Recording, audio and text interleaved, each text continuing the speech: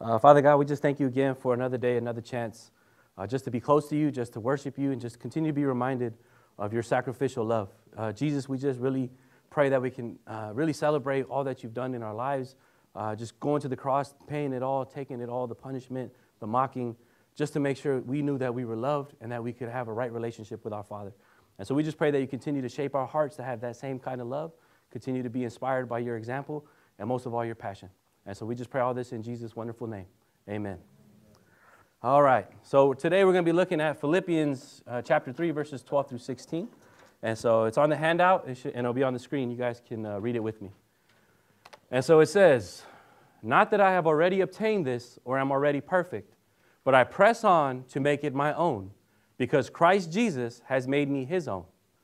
Brothers, I do not consider that I have made it my own, but one thing I do, forgetting what lies behind and straining forward to what lies ahead. I press on toward the goal for the prize of the upward call of God in Christ Jesus. Let those of us who are mature think this way.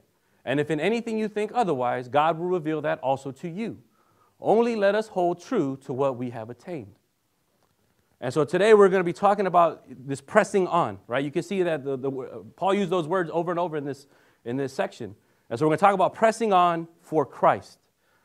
And so as we see this section, when we talk about pressing on, most of us, I feel as Christians, when we see like we need to press on, we need to work harder, it's always usually to get better at what we're doing, right? We're like, we need to press on to get better at our job. We need to press on to get the colleges that we want, to be good at the sports, right? Everything usually is pressing on for personal achievement, right? Personal achievement and even personal glory. And so as Christians, we're like, hey, we're supposed to, push hard, achieve, and then give God the glory. That's true, yes, but that's not what is always talked about. And that's really not what Paul is saying. Press on to get better in your life. Press on to have more things in your life. For Paul, what he's saying is press on to be more like Christ. That is your ultimate goal. That is your ultimate achievement. How much more can you be like Christ? Everything else should be set underneath that. How you are at your job, all these different things, how you are in relationships as fathers, all these things, parents, right? All that, husbands and wives, it all should be underneath. How much are you trying to be like Christ? That is the ultimate goal. That is what we should strive for more than anything. Are we pressing on to be like Christ? And so as we see this, you can kind of see in the context, he kind of says this, right? He starts off with, I press on to make it my own. And so as he says those words, I'm pressing on to make it my own, you have to look at what he said before. The reason why I'm pressing on to make it my own is because Christ Jesus has made me his own. Right there you can see this is about relationship. Right? Jesus pressed on to be in relationship with Paul. Jesus pushed on to be close to Paul. Jesus pushed on to transform him to be like him. That's how Jesus made him his own. And so that's where Paul's like, I need to do the same. I need to press on in return to make Jesus my own. And that's where that word, like, because sometimes we're like, does that mean Jesus is under us? No, that's not what that means, right? To make it my own means to enter into a close relationship, receive, make one's own, apprehend, or comprehend. Right? This is why he's saying, like, to know Christ, this is my ultimate goal. Everything else don't matter. It's all about pressing on to know Christ, to be with him, to be close to him. That's what I'm pressing on over everything. And so Paul is really, especially through these sections, he's talking about engaging Jesus, in an intimate relationship with Christ that is a dynamic process of intellectual apprehension and moral transformation. That's what Paul is saying. If I know Jesus so well, then I'll be transformed to be more like him. If I just keep going after him, then it'll naturally just take course where I'll be more like him. I'll do what he does. I'll do what he would want. Does that make sense? So that's what Paul is saying. It's not enough to just know Christ from an intellectual level. I need to then know him so well that I can't help but be just like him. That's what we're supposed to strive towards. Not just knowing about Christ, knowing what he would do, what he's done. It's more like, are we going to do what he did? Are we going to know him so well that we can't help but want to do the same? Right? And so that's why I said it's really changing your thinking from just pressing on for yourself and pressing on for Christ. And so even myself, I have been guilty of this, right? Just thinking about myself. And so I was joking on Friday that before I came to this church, I took a 4-month sabbatical. Right? I did 7 years of ministry. I was like, man, I need to spend time with God. I need to solidify my relationship with him. right? I'm always doing and doing for God, but I'm not really with God all the time.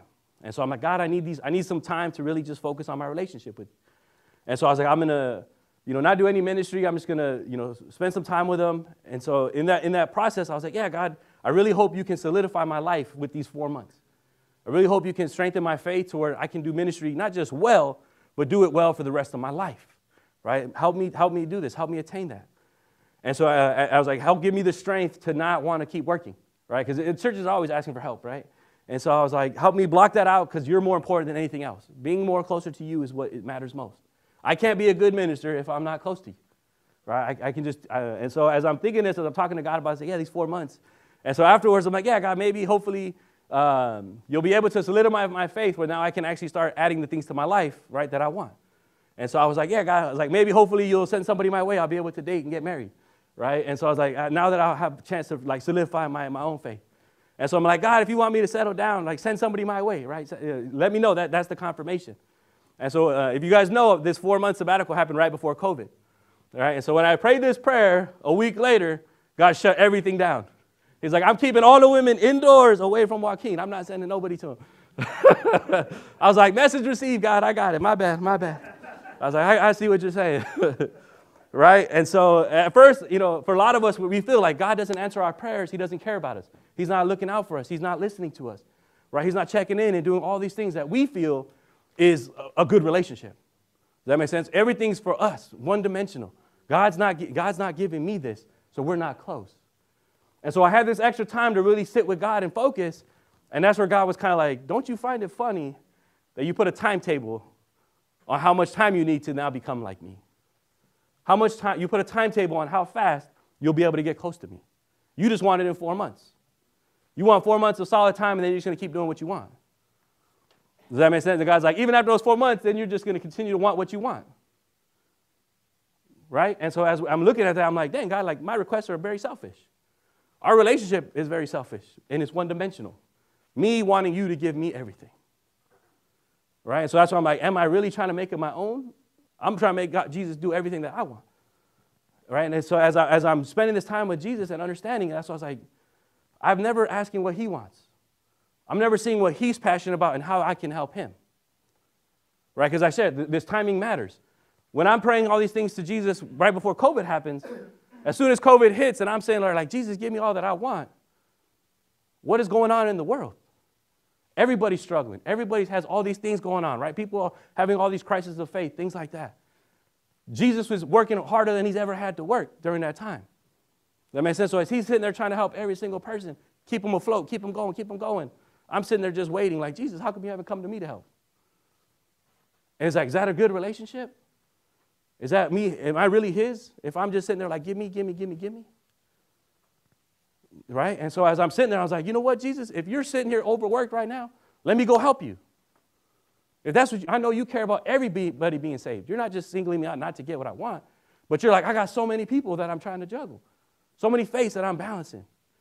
And I'm like, Jesus, if that's what you're working on, then I'll come to you. I'll work and do all that stuff to help everybody else right now. Whenever you get to me, if you get to me, that's fine. But I want to be with you. I'm going to press on to be with you. And that's why I shared why I chose this church, right? I knew all the hardships, all the things that were going on. And I was like, I want to be where it's the hardest. Because I know that's where Jesus is. I don't want it easy. I'm going to press on because he's not just making it easy for himself. Does that make sense? And so that's where we see, like when we're talking about pressing on for Christ, this is where we see, are we pressing back towards him? He pressed on towards us so much, and yet we don't press on back to him. That's why I love the song you guys chose, right? Where it's like, Jesus paid it all. And we're like, he paid it all. Like, he gave it every single thing. We know what he did. And it's like, how much are you paying back towards Jesus? You're like, a little bit. That makes sense? How many of you would say, like, I'm paying it all back towards Jesus? Same way he paid it all towards me. And so that's where Paul's like, don't you guys see that that's what's supposed to happen? You're supposed to be so transformed, so moved by what he's done to press on towards you, you want to press it on back. Right? So that's what we're trying to strive for. That's what we're trying to understand. And so Paul uses this word. He uses pressing on multiple times, but he also uses the word straining forward. And so Paul, it's important to understand, especially through these contexts where he was fighting a lot of people that were perfectionists. Because all people were trying to perfect was just following the law. We're pressing on to make sure we follow all the laws. And he's like, that's not what Jesus, you got to follow Jesus. You got to go beyond that. You got to find these people, right? We've been preaching about that the last couple of weeks. And so Paul's not talking about pressing on towards perfection. He's talking about pressing on towards following Jesus, right? How much can you follow him? How much, from 0 to 100%, are you following Jesus? Not just sitting back trying to follow law so that you get what you want, that you can claim that you're good and you're not worried about anybody else, right? So Paul knows he can't be perfect. He knows he'll never have 100% following Jesus, but he's like, I'm going to try. I'm not going to settle for just 30, 40% of Jesus, of being like Jesus. I'm going to strive until I'm perfect like Jesus. He knows this will happen in heaven, but he's like, until I get to heaven, I'm going to keep pushing. And so this way, rather than causing him to give up and quit, Paul's sense of incompleteness compels him to press on.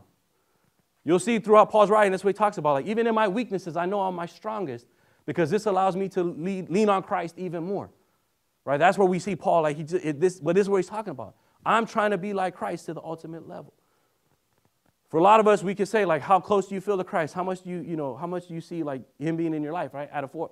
And so I feel like a lot of people are like 3 out of 10, 4 out of 10, maybe 5. And I would ask the then follow-up question, how hard are you going after Christ? And I'll be honest, most of you probably have the same number. I'm probably going 3 or 4 after him, 4 or 5 after him. And that's where it's like, if you really want to see Christ, if you really want to be close to him, you can't give a minimal effort and expect maximum results. That's what Paul's saying. Like, if you give maximum effort, guaranteed your results are going to be really high. He's like, put that bar up. Because even back then, a lot of Christians, at that time, they were just like, as long as I'm better than the people around me, I'm good. As long as I'm pushing a little bit harder than everybody else, that's enough. And that's where Paul's like, no, don't you see what we do? How hard are we going after Christ? How hard have we seen him go? And we're going to do the same.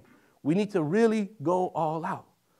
Because this is where that word means. Straining means to exert oneself to the uttermost. Right? Are you really pushing yourself to where your body is like barely holding on? That's what it means to strain yourself.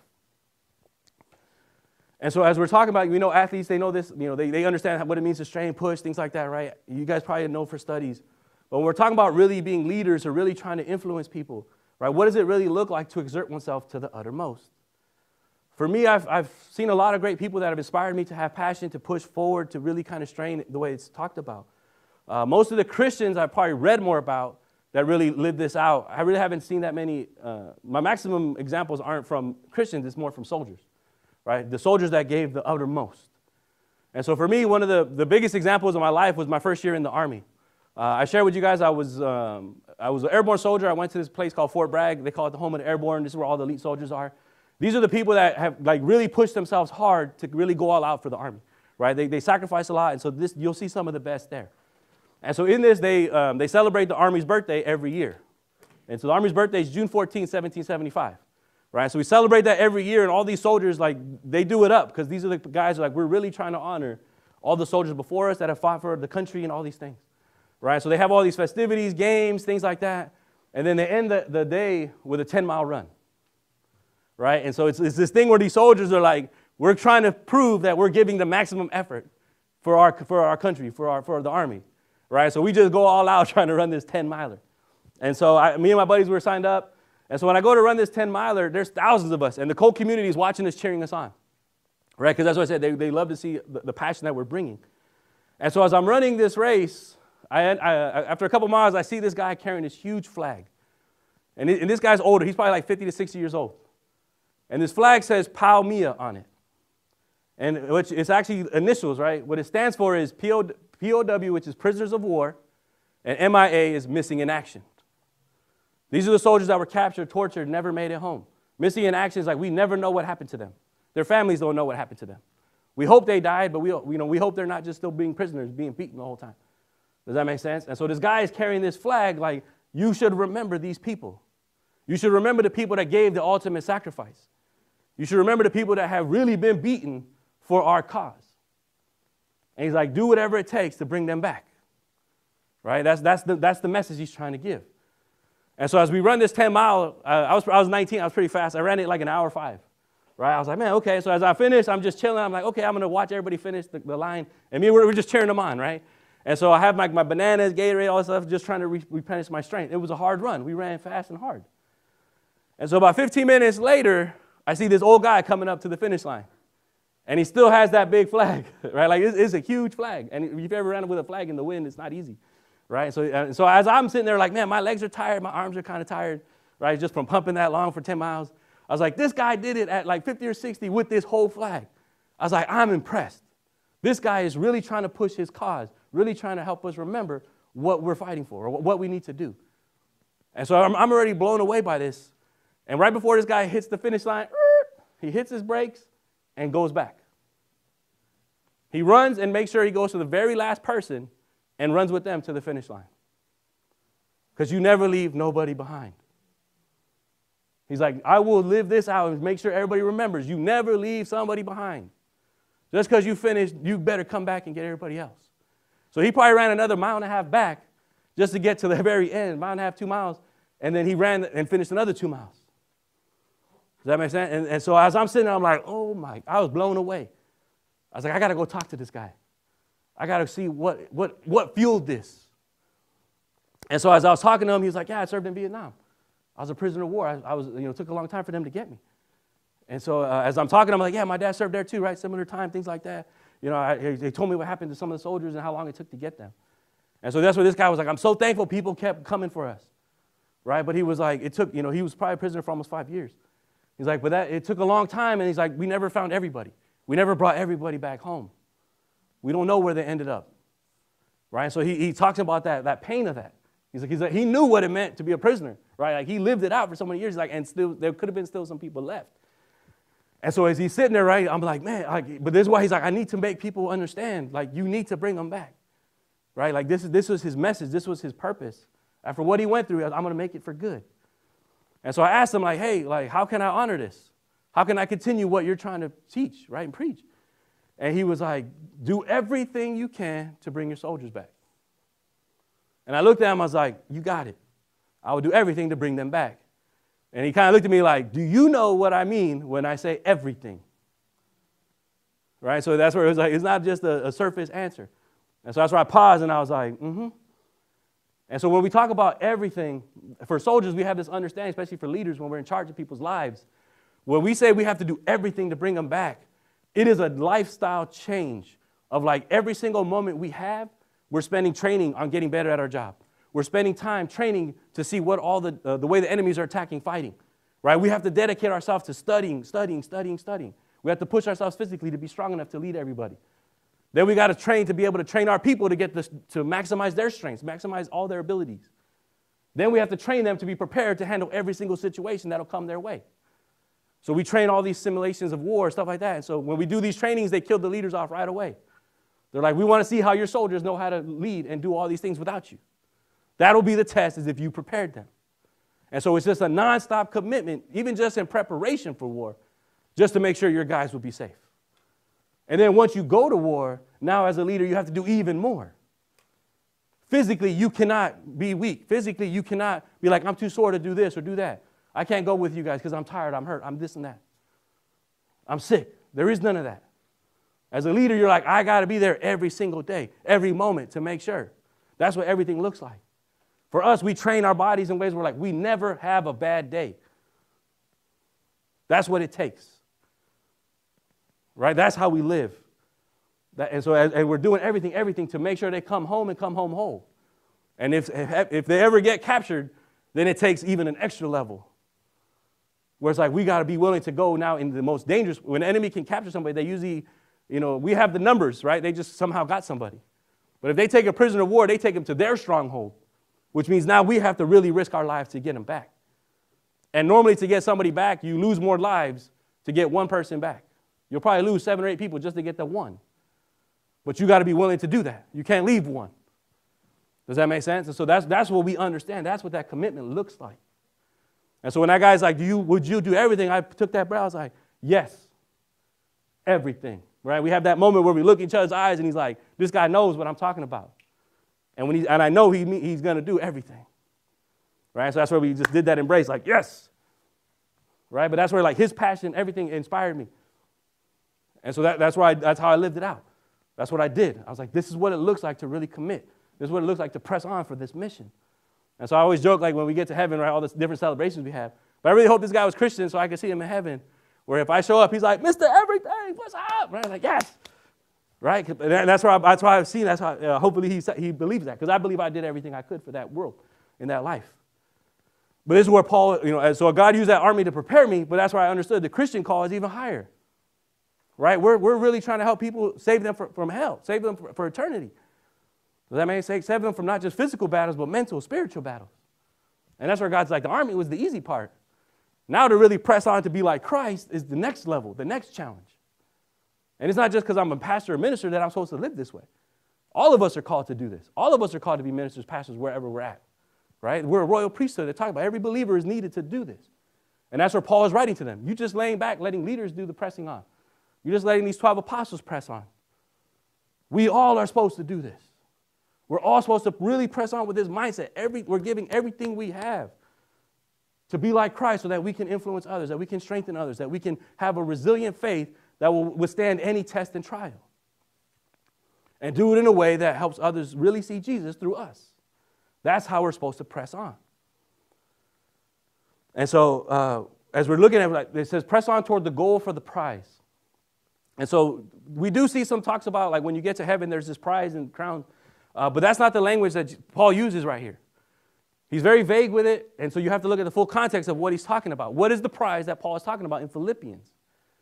And what he's talking about over and over, before and after, is knowing Christ. That is the ultimate prize. And so Paul will write later in 3:20-21, he says, only when he sees Christ face to face will he be totally transformed by Christ's power to be like him. This is the prize that Paul is striving for. Is there anything better than truly knowing Christ? Is there anything better than actually being like Christ? And he's like, there's nothing better. Because ultimately, that's what we look at heaven. We're now free from sin. We're free from all these distractions, things like that, from earthly stuff. We're finally able to really be the children of God made us, which is exactly like Christ. And that's what he's saying. Don't you want to be just like Christ? That's the ultimate goal. And he uses the language very carefully to make sure it's not our working. He says it's Christ's power that transforms us. But this is the prize. Imagine if you could truly know everything about Christ, truly know every single detail about him so that you are just like him. That's the prize. That's what the prize is to Paul.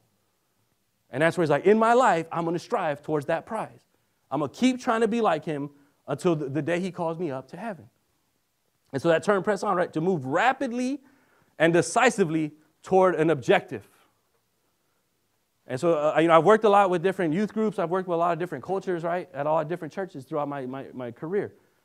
And the thing I've always seen is most people are like, I need to be secure in this part of my life first before I really press on to be like Christ.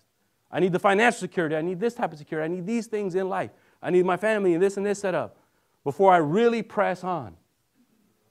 And that's where it was kind of like, that's not pressing on. That's delaying. That's you getting what you want. Does that make sense? Is Jesus sitting there like, I want to wait? And so this is where we have to understand, when we talk about press on, we're moving rapidly. We're moving now. We're moving in every day we get, we're moving.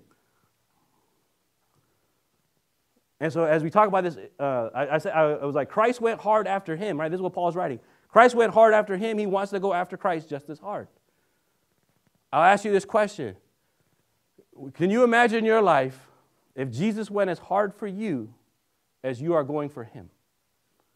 What would your life look like if he matched your level of pursuit? I'll be honest. I don't want that.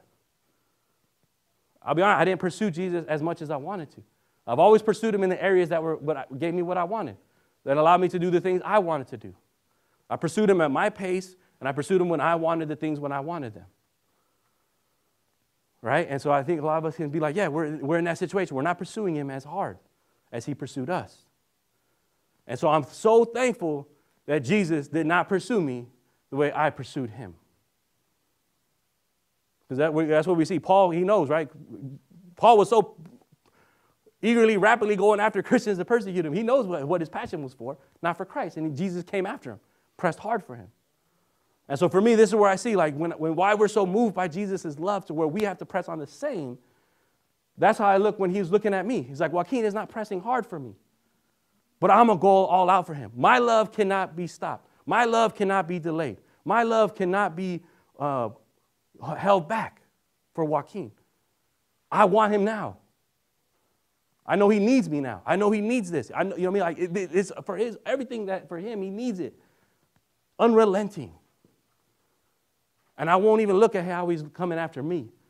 I'm coming after him unrelenting. And that's why I'm so thankful that that's how Jesus treated me. Because if he would have treated me the same way, man, it'd be a scary thing. Does that make sense? And even for Paul, he knows that same thing. If he didn't pursue me more than I pursued him, it would be all bad. It'd be maybe not even coming back from these things. And so as many of us, we want to wait and delay. That's where we say Jesus is not waiting. He's not delaying to getting you. And that's where once you realize that, once you grab a hold of that, that's where you're like, man, I want to go after him in return the same. Does that make sense? That's why I left the army. Like I said, I shared those stories where I gave everything I had. I was so passionate about that cause. But that's where I understood. It's like, it ain't going to bring me closer to Jesus. It's not going to make me the man I need to be. And it's not going to probably end up with me being the man God wants me to be for the rest of my life. And so I had to give up what I loved most to pursue him 100% of the time. Let me tell you, that's why I left the army and I went to school to get my master's, things like that, to see whatever God was going to send me. But I knew I could not run from him no more. I knew I could not delay him no more. I'm thankful for the grace that God gave me. I'm thankful for the patience. Everything worked out properly in the right schedule.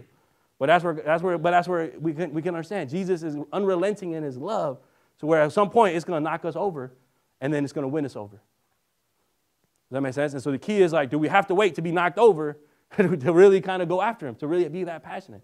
That's where Paul's writing to them. Are you really going to have to wait till it gets really bad, till you finally then know what it's about?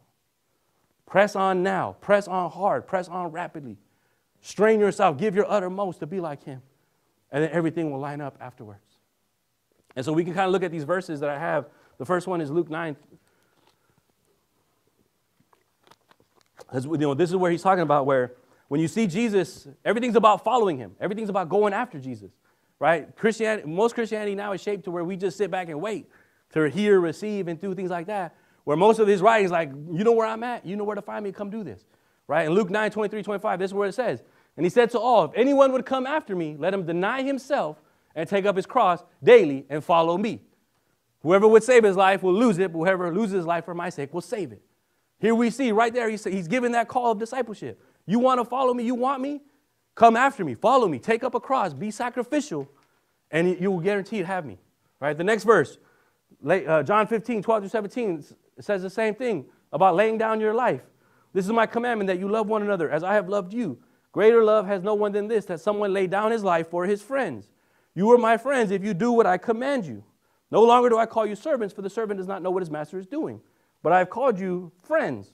For all that I have heard from my Father I have made known to you. You did not choose me, but I chose you and appointed you that you should go and bear fruit, that your fruit should abide, so that whenever you ask the Father in my name, he may give it to you. These things I command you so that you will love one another. Right there, right? More action. You go lay down your life for people. Go. Bear fruit. Go do these things. It's not sit back and receive. Lay it all out. Give it up. Pursue me. Press on. The next one, John 12, 23-26. Whoever serves me must follow me. And Jesus answered him, the hour has come for the Son of Man to be glorified. Truly, truly, I say to you, unless a grain of wheat falls into the earth and dies, it remains alone. But if it dies, it bears much fruit. Whoever loves his life, loses it. And whoever hates his life in the world will keep it for eternal life. If anyone serves me, he must follow me. And where I am, there will my servant be also. If anyone serves me, the Father will honor me. More text. You want to be with him? Go be where he's at. Where is he at? Serving everybody. Right? So it's all right there. You really got to press on. You want it? Go get it. The last one we'll end with. 1 John 3, 23, 24. It says, and this is his commandment, that we believe in the name of his Son Jesus Christ and love one another, just as he commanded us. Whoever keeps his commandments abides in God and God in him. And by this we know that he abides in us by the Spirit whom he has given us. Right there, we want to be close to Jesus. We want to know him. We want to do that. His commandment is simple. Go love everybody. That's where I'm at. Does that make sense? Action, action, action. Don't sit back and wait to receive. Press on. Press towards where I'm at. That's why I love the scriptures. Like, everybody's like, I've never seen Jesus. I don't see him. I don't see him. And he literally tells you, I'm not hard to find. You can find me pretty easily, right? And that's why I said, like, I have a lot of stories where I see Jesus a lot. Because why I'm always pursuing him in those paths.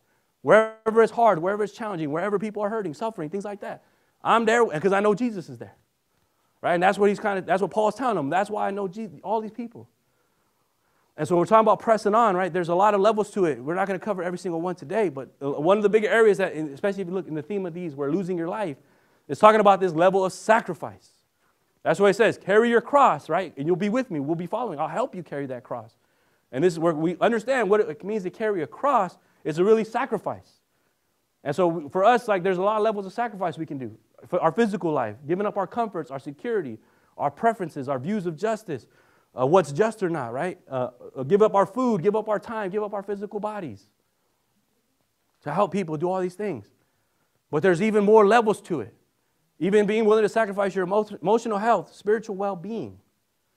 And so I'm not saying like you should destroy yourself, but when we talk about Jesus paying it all, what did he put himself through just for us to have salvation? He fasted for 40 days to be tempted, to understand what it meant to be us. Right? He has to experience that pain. He's got to be in the Garden of Gethsemane, taking that pain, right, that suffering. And then he's got to get beat over and over again, spit on, all this other stuff, mocked. All these things. You think that's not that easy. Does that make sense? But he's willing to sacrifice that because he knows God's got him. He knows the mission. He knows the purpose. And he's like, you won't stop me from sharing that love. I'm willing to sacrifice this because I know what it's going to pay for.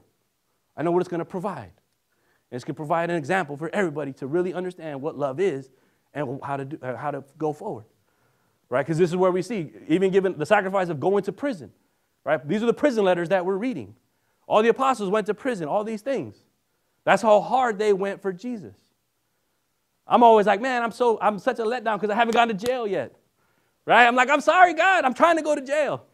I've been working my whole life trying to get to jail. Hasn't worked yet. Right? But that's where we see this pressing on. They would press on till they end up in prison. So we're talking about always protecting our well-being and stuff like that. They went to prison for this. They took beatings for this. So, I mean, that's why I love that prisoner of war, all those things where it's like, that's what Jesus did. He took the beatings. Most of us, we know this is Holy Week, right? And so it's all very fast, all very quick. In Jesus' time, was it a Holy Week? Did it all wrap up in 7 days? No. It took 2 weeks. If you understand how everything works, that's why there's an Easter and there's an Orthodox Easter. Orthodox Easter is 1 week after ours. And the reason why is because if you look at it, Palm Sunday, he comes in on a Sunday. They have Passover meal on Friday night for the Sabbath. We know Jesus went to the cross on Friday. So how is that in 1 week? It doesn't work that way. He got arrested after Passover, and he spent a whole week in trial and on jail until he goes to the cross the following Friday, which means he was in jail, tortured, beaten for a week. Does that make sense? It wasn't all very quick. He does that whole week of taking all the beatings and stuff like that. That's why then we have the resurrection, the 3 days, then the Sunday. Does that make sense? But it's not a Holy Week. It's 2 weeks. We minimize how much he had to suffer and take that beatings. And that's what we say, to pay it all is like, what? No more about what he paid. Right? He took being laughed at, mocked, thought of as a fool.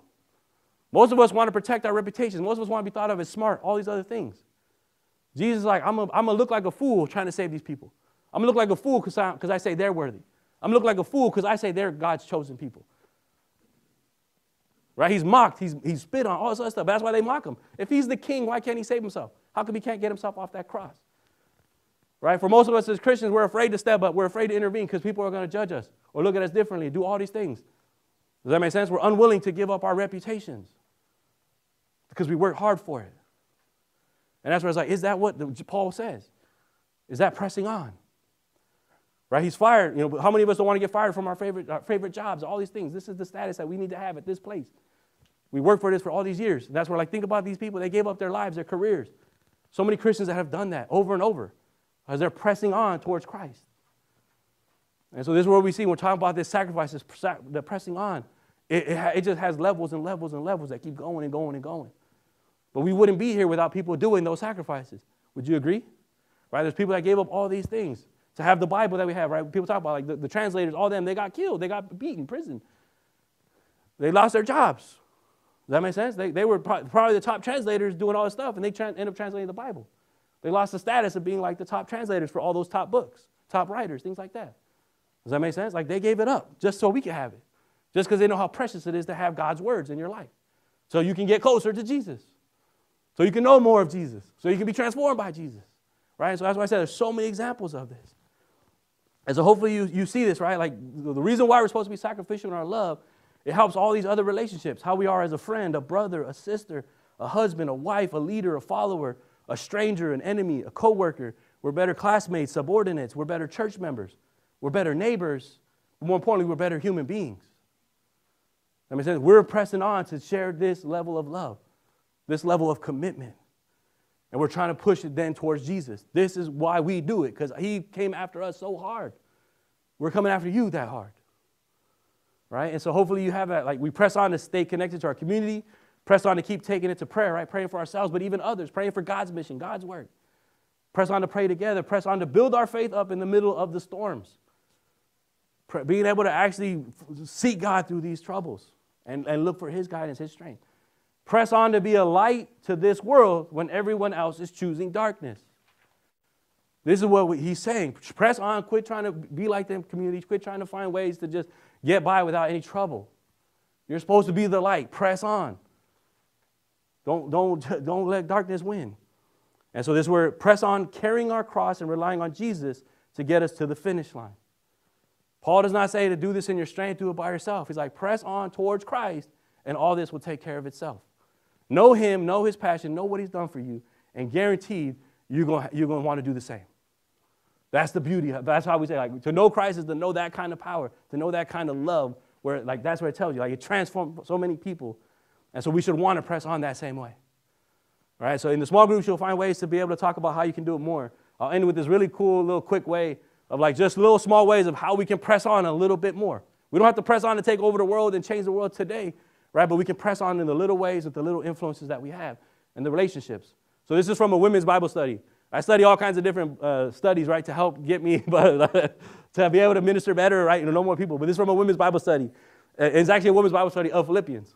And so basically she's using similar verses, but she says, bother others and let others bother you. And so it says, when you notice that your friend isn't herself, bug her until she shoots straight.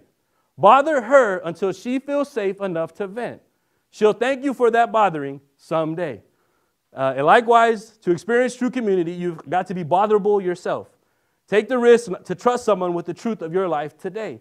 Take initiative, and then let others take initiative with you. Right? Is that very simple? How many of you don't want to bother your friends? Right? We talked about this in our groups. We're like, we don't want to bother our friends. We don't want to bother our siblings. They might be too busy or things like that.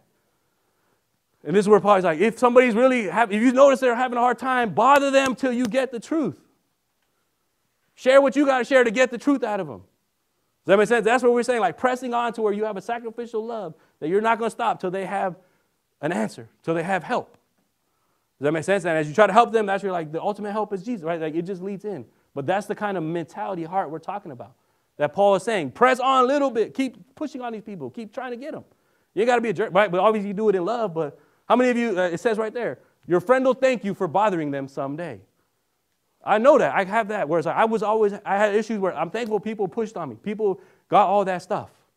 I wish I was the same person. I wish I followed up better. I wish I would check in on people the way I should. Right? It's just, I'm trying to get better at it. But that's why I'm like, I'm so thankful God put the right people to bother me. And I'm so glad that Jesus bothered me. Right? That's the ultimate, where Jesus kept bothering me over and over. Are you really going to do that? Are you really going to go there? Are you really going to take that stand? Are you really going to stay firm to this? Are you really going to give up that? He did not stop bothering me until he's like, I got you. Does that make sense? And that's where we're like, hopefully you understand that and return it back to Jesus. You keep bothering Jesus. How can I help? What do you want me to do? Right? It doesn't have to be full-time ministry. It's like, in my workplace, how do you want me to work, Jesus? In school, how do you want me to work hard at school so I can use this in the future to help more and more and more people?